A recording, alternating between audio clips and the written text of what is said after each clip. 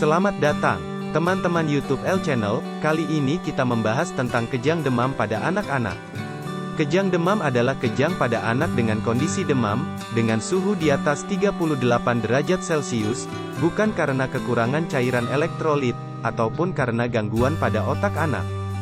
Kejang pada anak-anak terjadi secara mendadak, badan, kedua tangan, dan kaki, kadang kaku ataupun bisa kelojotan atau step, kedua mata mendelik, atau berkedip-kedip, anak dalam keadaan tidak sadar, dicubit tidak merespon, dan buang air tanpa disadari. Tapi setelah kejang, anak akan sadar dan tertidur pulas. Pada kejang demam, kejang terjadi kurang dari 5 menit, dan tidak berulang dalam 24 jam. Kejang demam pada anak, dibagi menjadi dua macam. Pertama, kejang demam sedang. Sebagian besar anak sering terjadi kejang demam sederhana. Tanda-tanda kejang demam sederhana adalah, kejang seluruh tubuh, kelojotan atau kaku, pada anak yang berlangsung cepat atau kurang dari 15 menit dan kejang tersebut tidak berulang dalam 24 jam. Sedangkan yang kedua adalah kejang demam kompleks. Ciri-cirinya adalah, kejang satu sisi atau seluruh tubuh yang didahului satu sisi, kejang berlangsung lebih lama atau lebih dari 15 menit dan kejang tersebut dapat berulang satu kali dalam 24 jam.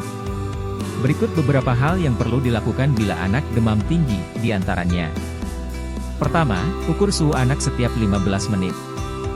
Kedua, kompres dengan air hangat. Ketiga, beri anak asupan cairan atau minum lebih banyak. Keempat, gunakan pakaian atau kain yang tipis, jangan pakai selimut tebal. Ini untuk membantu proses penguapan suhu tubuh. Dan yang terakhir, berikan obat penurun panas sesuai indikasi dan juga obat anti kejang bagi anak yang punya riwayat kejang demam kompleks. Beberapa hal yang perlu dilakukan saat anak kejang demam diantaranya, ibu jangan panik dan tetap tenang. Longgarkan pakaian yang ketat terutama pada daerah leher. Selanjutnya, miringkan posisi anak bila anak dalam keadaan tidak sadar. Bila terjadi muntah, bersihkan muntahan tersebut di daerah mulut dan hidung. Hal ini dilakukan untuk mencegah terhirupnya muntahan ke paru-paru. Jangan memasukkan alat atau benda ke daerah mulut. Biasanya kalau anak kejang kita berusaha memasukkan jari kita atau sendok ke dalam mulut, karena bila kejang disertai gigitan, jari kita akan patah atau robek oleh gigitan tersebut. Selanjutnya, jangan tahan anggota badan atau tangan ketika anak kejang, karena akan menimbulkan patah tulang atau dislokasi sendi.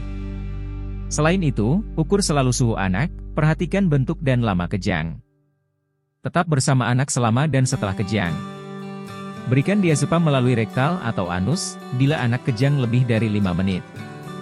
Secepatnya bawa anak ke dokter atau rumah sakit bila terdapatkan kejang lebih dari 5 menit, suhu tubuh lebih dari 40 derajat Celcius, kejang tidak berhenti setelah diberikan diazepam rektal, kejang satu sisi, dan setelah kejang anak tidak sadar atau terjadi kelumpuhan.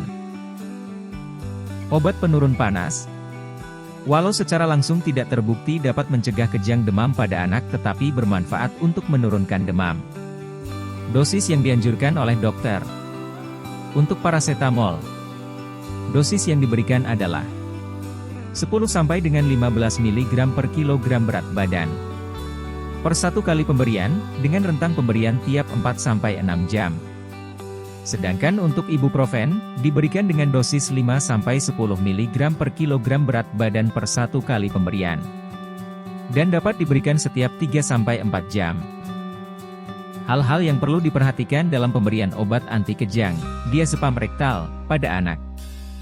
Yang pertama, anak dengan riwayat kelainan syaraf berat atau cerebral palsy. Kedua, anak riwayat kejang pada usia kurang dari 6 bulan.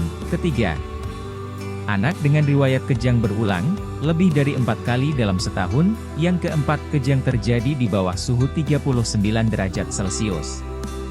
Berikut hal yang perlu dihindari pada anak dengan riwayat kejang demam. Pemberian kopi, katanya dapat mencegah kejang pada anak. Hal ini keliru. Secara keilmuan dan penelitian, kopi tidak terbukti dapat mencegah kejang demam pada anak. Apalagi pemberian kopi dilakukan saat anak kejang, hal ini perlu dan sangat dihindari, karena dapat beresiko tersedak dan berakibat fatal terhadap anak. Yang terakhir adalah mengompres anak demam dengan air dingin atau es batu. Hal tersebut dapat menyebabkan anak menggigil atau demam lebih tinggi. Selanjutnya, banyak ibu-ibu yang bertanya tentang pengaruh kejang demam terhadap tumbuh kembang anak. Kejang demam terjadi pada 2-6% anak, terutama pada usia 6 bulan sampai dengan 5 tahun. Dan hampir semua kejang demam tidak pernah sampai terjadi kecacatan pada anak. Ataupun gangguan lainnya terutama gangguan pertumbuhan dan perkembangan anak. Juga banyak ibu-ibu yang bertanya tentang kaitan imunisasi dengan kejang demam, terkait imunisasi DPT yang dapat menyebabkan anak demam tinggi. Secara langsung tidak menyebabkan kejang demam pada anak, walaupun ada kasus 6-9 anak per 100.000 yang terjadi kejang demam pasca pemberian imunisasi DPT. Walaupun seperti itu, imunisasi tetap diberikan sesuai jadwal. Demikian pembahasan kita tentang kejang demam pada anak. Mudah-mudahan dapat bermanfaat buat kita semua. Sekian dari El Channel, salam sehat bersama. Assalamualaikum warahmatullahi wabarakatuh.